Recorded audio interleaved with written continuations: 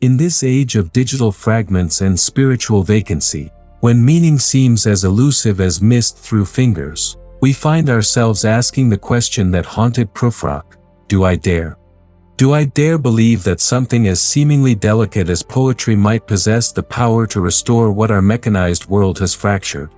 The answer lies not in sentiment, but in the fundamental nature of poetic consciousness itself. Poetry is not mere decoration upon experience, it is the very instrument by which consciousness awakens to its own depths. When we speak of poetry saving the soul, we speak of its unique capacity to transform the scattered debris of modern existence into patterns of meaning that transcend the temporal. Through precise attention to language, rhythm, and image, poetry creates what I have called the objective correlative, a formula of objects, situations, and events that becomes the vessel for otherwise inexpressible spiritual truths. This is not salvation through escape, but through the deepest possible engagement with reality itself. Chapter 1: The Modern Soul's Predicament. We inhabit an epoch that has achieved remarkable mastery over the external world while losing touch with the interior landscape of the spirit. The modern soul finds itself in what I once called a wasteland, not because external prosperity has failed, but because the very foundations of meaning have been eroded by the acids of skepticism and the relentless pace of technological change. This predicament is uniquely American in its intensity, for your culture has embraced change with an enthusiasm that would bewilder more tradition-bound societies. Consider the spiritual condition of the contemporary American, surrounded by unprecedented material abundance, connected to global networks of information, yet experiencing what psychologists now term an epidemic of anxiety and depression. This paradox reveals the fundamental truth that the soul cannot be nourished by external accumulation alone. The spirit requires what poetry uniquely provides: a language adequate to the depths of human experience, a means of articulating the ineffable dimensions of existence that resist quantification. The crisis runs deeper than individual psychology. We have inherited forms of knowledge that fragment reality into specialized compartments: scientific, commercial, therapeutic, each claiming authority over its domain while losing sight of the integrated wholeness that characterizes authentic spiritual life. The soul yearns for unity, for a vision that encompasses both the temporal and eternal dimensions of experience. Yet our dominant modes of discourse offer either purely material explanations that reduce consciousness to neural activity, or vague spiritualities that float free from concrete engagement with historical reality.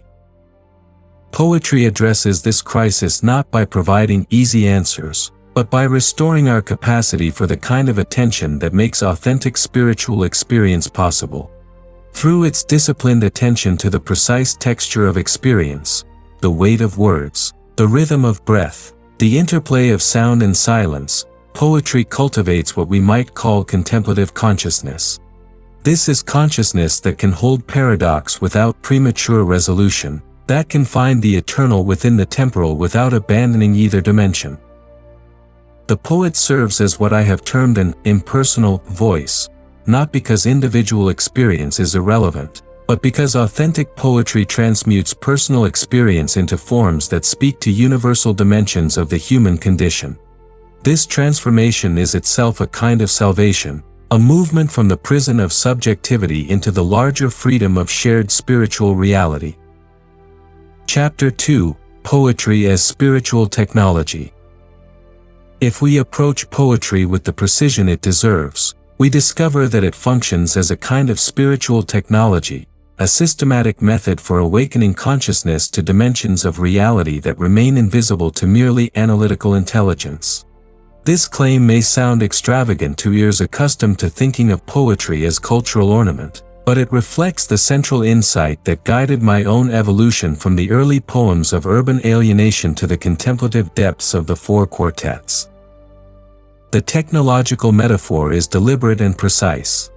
Just as material technologies extend human capacity to manipulate the physical world, poetic techniques extend consciousness beyond its ordinary limitations. Meter and rhythm align awareness with the deeper rhythms of breath and heartbeat, creating physiological conditions conducive to contemplative states. Metaphor and symbol activate what Jung called the collective unconscious, connecting individual experience to archetypal patterns that transcend personal history.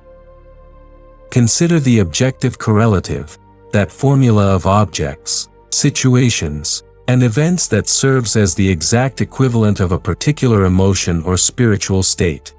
This is not merely literary technique but spiritual practice, a method for discovering the external correlates of interior experience that makes authentic communication possible. When Dante describes the dark wood or when I invoke the rose garden, we are not engaging in decorative imagery but precise spiritual cartography, mapping the territories of the soul with the same rigor that explorers map physical terrain. The American context provides unique opportunities for this kind of spiritual technology. Your culture's experimental spirit and pragmatic orientation create ideal conditions for discovering which poetic techniques actually work to transform consciousness. Unlike more traditional societies that might approach poetry as cultural preservation, American poets can test poetic methods against the laboratory of contemporary experience, refining techniques for their spiritual efficacy rather than their conformity to inherited models. This technological understanding of poetry reveals why it possesses salvific power. The soul's salvation requires not just good intentions or inspiring ideas, but practical methods for transforming the quality of consciousness itself. Poetry provides these methods through its disciplined attention to language as the primary medium through which consciousness structures its encounter with reality. By learning to use language with poetic precision, we learn to think and feel and perceive with corresponding precision, developing spiritual faculties that remain dormant in ordinary discourse. The salvation poetry offers is thus neither magical nor sentimental, but rigorously practical, a systematic cultivation of the contemplative intelligence that alone can navigate the complexities of modern spiritual life without losing either intellectual honesty or authentic religious depth. Chapter 3: The Objective Correlative and Soul Transformation. The doctrine of the objective correlative, which I formulated during my years of grappling with the relationship between emotion and artistic expression, reveals one of poetry's most profound mechanisms for soul transformation. This principle states that the only way to express emotion authentically in art is to find its objective correlative, that precise set of objects, situations, and chain of events which terminates in sensory experience and serves as the formula for that particular emotion. But the objective correlative functions as more than literary technique. It operates as a method for the soul's encounter with transcendent reality. When consciousness learns to recognize the external equivalence of interior states, it discovers that the boundary between inner and outer experience is far more permeable than ordinary awareness assumes. The rose garden becomes not merely a symbol of mystical experience but its actual location. The urban wasteland is revealed as the geographical equivalent of spiritual desolation. This discovery transforms the entire orientation of consciousness toward experience. Instead of viewing the external world as merely instrumental, useful for practical purposes but spiritually neutral, we begin to recognize it as a vast symbolic text written in a language that poetry teaches us to read. Every object, every situation, every sequence of events becomes potentially revelatory, capable of serving as the objective correlative for spiritual truths that resist direct expression. The American landscape provides extraordinary material for this kind of spiritual reading. The scale and diversity of your continent offer objective correlatives for spiritual states that might lack adequate expression in more geographically constrained cultures. The vast spaces of the West correlate with experiences of spiritual infinity. The rhythms of industrial cities provide external equivalents for the soul's encounter with mechanical repetition and potential transcendence of it. The meeting of different cultural traditions creates objective correlatives for the soul's own internal multiplicity and its search for integration. This method of spiritual reading through objective correlatives requires the development of what we might call contemplative literacy, the ability to perceive the spiritual significance embedded within material reality without collapsing into either materialism or abstract spirituality. Poetry cultivates this literacy through its disciplined attention to the precise relationship between word and world, between linguistic expression and experiential reality.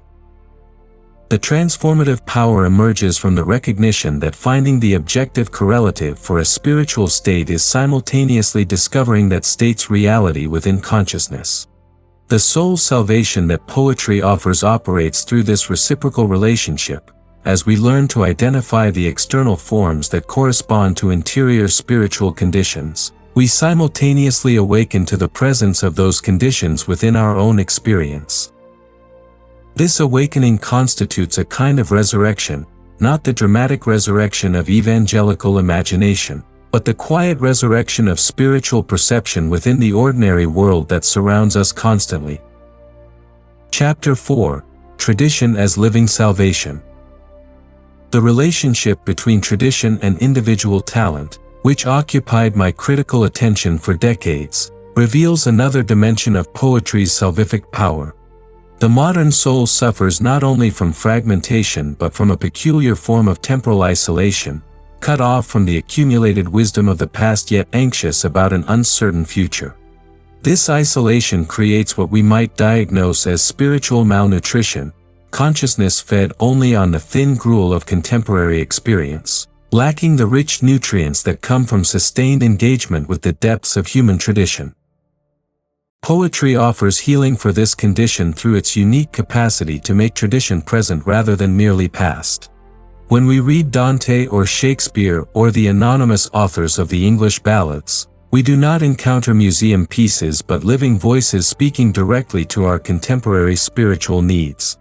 This immediacy is possible because authentic poetry transcends the historical circumstances of its composition while remaining grounded in the concrete particulars of specific times and places. The American situation presents both unique challenges and unprecedented opportunities for this kind of traditional engagement.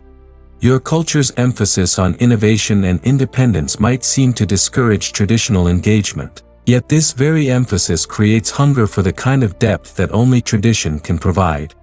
Unlike European cultures that might take traditional continuity for granted, American consciousness must actively choose its relationship to tradition, creating opportunities for more intentional and creative forms of traditional engagement. This active choice transforms tradition from burden into resource. Instead of inheriting traditional forms unconsciously, American poets and readers can select from the world's spiritual traditions those elements that prove most nourishing for contemporary soul-making. This selection process requires the development of spiritual discrimination, the ability to distinguish between living tradition and dead traditionalism, between forms that still carry transformative power and those that have become merely conventional.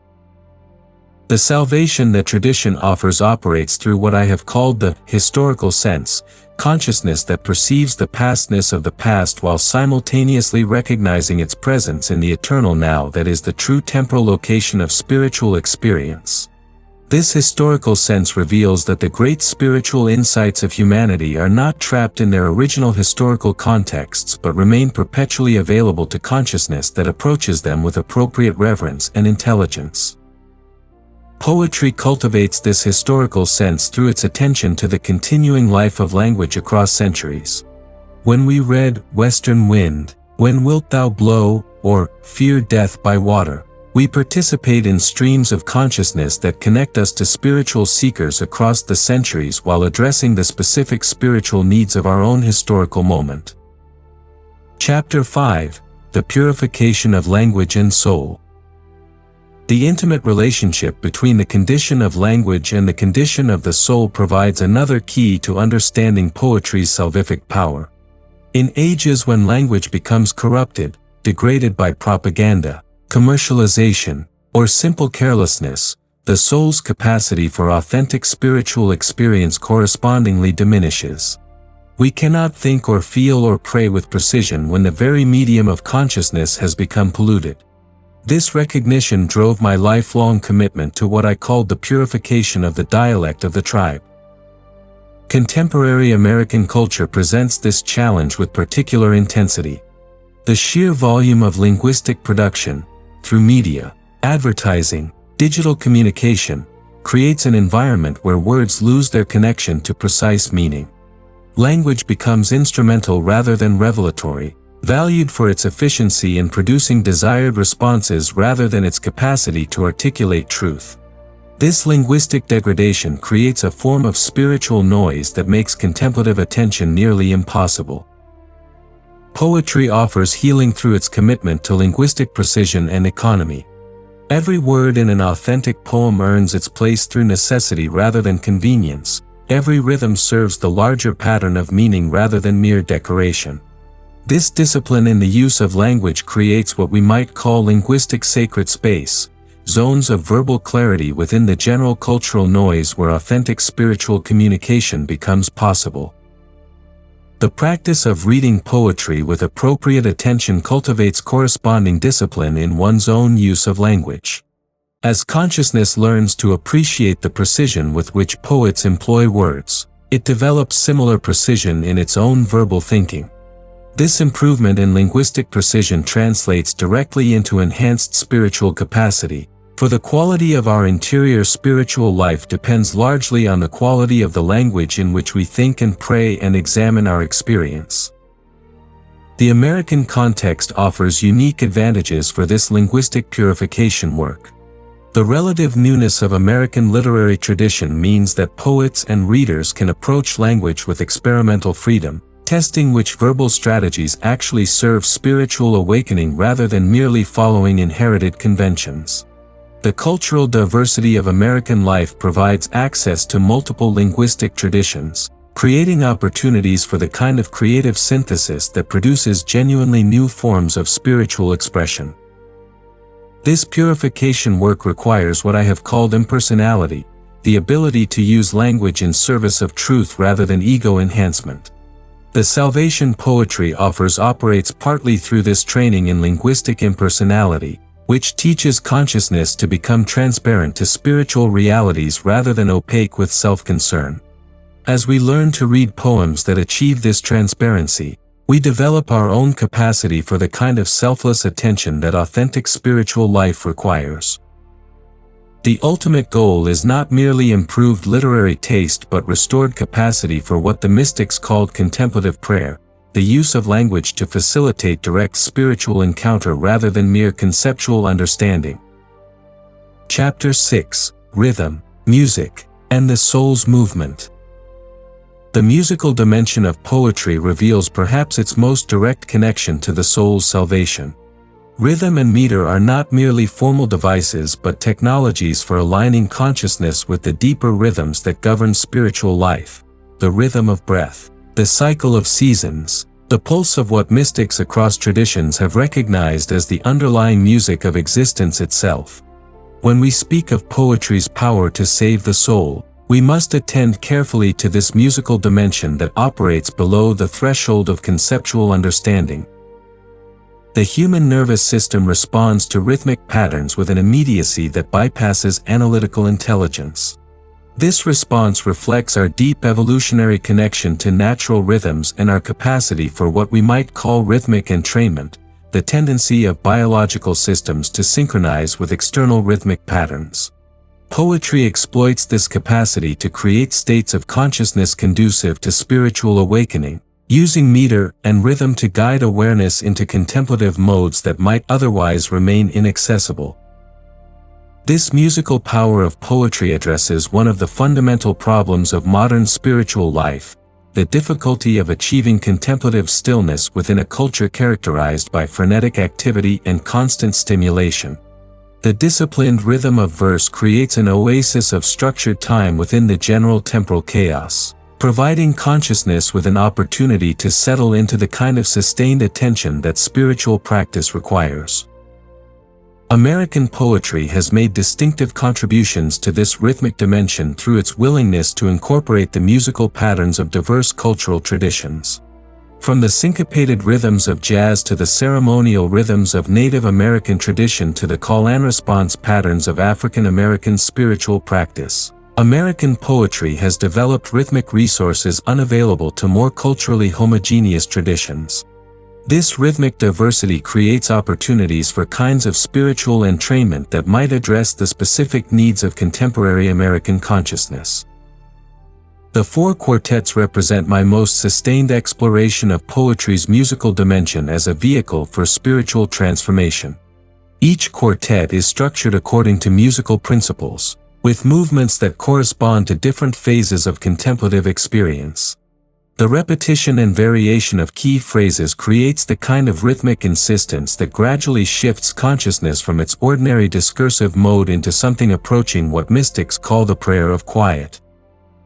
This musical approach to spiritual transformation requires patient cultivation of what we might call rhythmic sensitivity, the ability to perceive and respond to the subtle musical patterns that underlie both great poetry and authentic spiritual experience. As consciousness develops this sensitivity through sustained attention to poetic rhythm, it becomes capable of recognizing similar patterns in the rhythm of its own spiritual life. The salvation that poetry's musical dimension offers operates through this restoration of rhythmic awareness, the recognition that spiritual life has its own natural rhythms that require respect and cultivation rather than forced acceleration or artificial manipulation. Chapter 7: The Way of Integration and Transcendence. The ultimate salvific power of poetry lies in its capacity to achieve what spiritual traditions call integration, the healing of the splits between reason and emotion, individual and universal, temporal and eternal that characterize the fragmented consciousness of modernity. Poetry accomplishes this integration not through conceptual argument but through the creation of linguistic structures that actually embody the unity they point toward. When consciousness encounters such embodied unity, it recognizes and awakens its own potential for integrated spiritual life.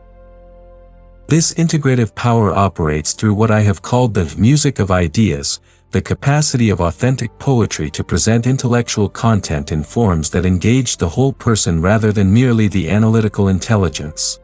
The great philosophical insights of humanity require not just understanding but assimilation, a process that involves emotional, imaginative, and somatic dimensions of experience that purely conceptual discourse cannot reach.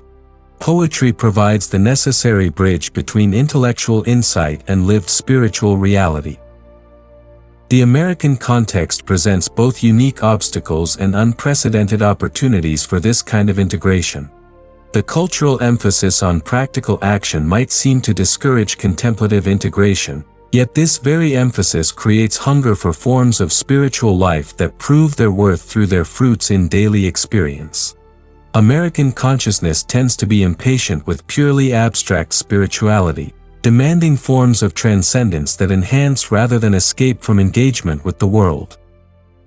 Poetry meets this demand through its commitment to what I have called the intersection of the timeless with time, the discovery of eternal dimensions within temporal experience rather than in flight from it. The rose garden is both a particular place and a symbol of mystical experience. The urban wasteland is simultaneously concrete social reality and metaphor for spiritual desolation. This capacity to hold together literal and symbolic dimensions of experience provides a model for the kind of integrated consciousness that contemporary spiritual life requires. The salvific process operates through the gradual cultivation of what we might call poetic consciousness, awareness that can perceive multiple levels of meaning simultaneously without reducing them to a single interpretive framework.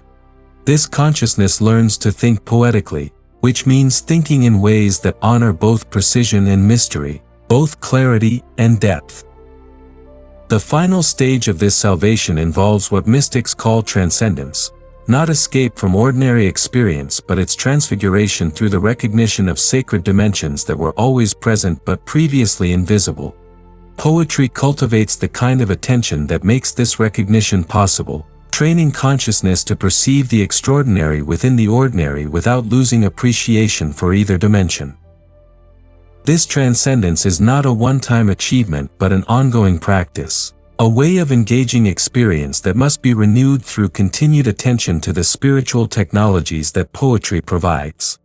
The soul's salvation through poetry is thus not a completed state but a way of being that requires constant cultivation and refinement. Conclusion. Poetry saves the soul not through magical intervention but through the patient cultivation of capacities that remain dormant in ordinary consciousness. Through its disciplines of attention, precision, and contemplative depth, poetry provides practical methods for the healing of modern fragmentation and the recovery of integrated spiritual life. The salvation it offers is neither sentimental nor abstract but rigorously embodied in the concrete practices of reading, writing, and living with poetic consciousness.